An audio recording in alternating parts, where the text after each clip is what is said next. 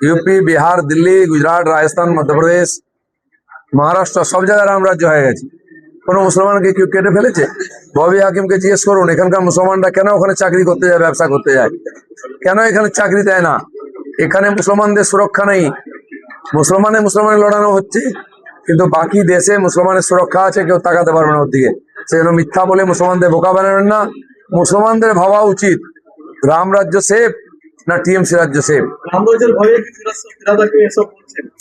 রাম রাজ্য হবে, ফিরাদ হাসিন যদি অসুবিধা হয় অন্য রাজ্যে চলে যাবেন।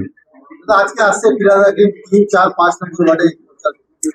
সারা খড়গপুর হেঁটে চষে দিলেও গলি গলি টিএমসি কে কেউ ভোট দেবে না। ওদের সঙ্গে যে লোকগুলো ঘুরছে বা ঘুরবে তারাই দিলীপ ঘোষকে জেতাবে।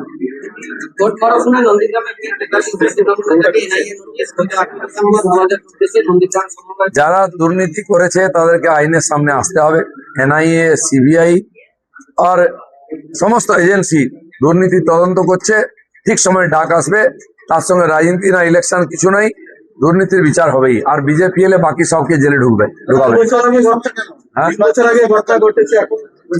নির্বাচন তো সারা বছরই হয়, তাহলে এনআই কাজ করবে কবে? তার সঙ্গে সম্পর্কে কোর্ট জাজমেন্ট দেবে না, বিয়ে করবে না কেউ নির্বাচন বলে, হয় নাকি?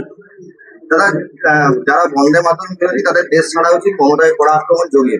যে বন্দে মাতরমের স্লোগান দিয়ে হাজার হাজার ছেলে ফাঁসিতে চড়েছে, দেশ ভাগ করেছে, লক্ষ লক্ষ ছেলে জেলে গেছে, সেই বন্দে মাতরম বিরোধিতা করা মানে দেশের বিরোধিতা করা। যে এটা করবে তাকে দেশের বাইরে পাঠা দেবো। যারা উর্দু বলতে চান তারা সেখানেই যান যেখানে উর্দু বলা হয়, এখানে বাংলা ছাড়া আর কিছু বলা হয় না। একজাক্ট কথায় কথায় মমতা ব্যানার্জি বাঙালি বাঙালি বলবেন, উনি গিয়ে উর্দুতে ভাষণ দেবেন ঈদের জমায়েতে। কেন বাংলা ভাষা শিখবে না, বাংলায় থাকবে, ওদের বেলা আলাদা।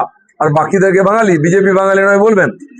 ইরদি আজাদ থেকে জুন মালিয়া থেকে ইউসুফ পাঠান এরা বাঙালি হয়ে গেল, আর দিলীপ ঘোষ বাঙালি হয়।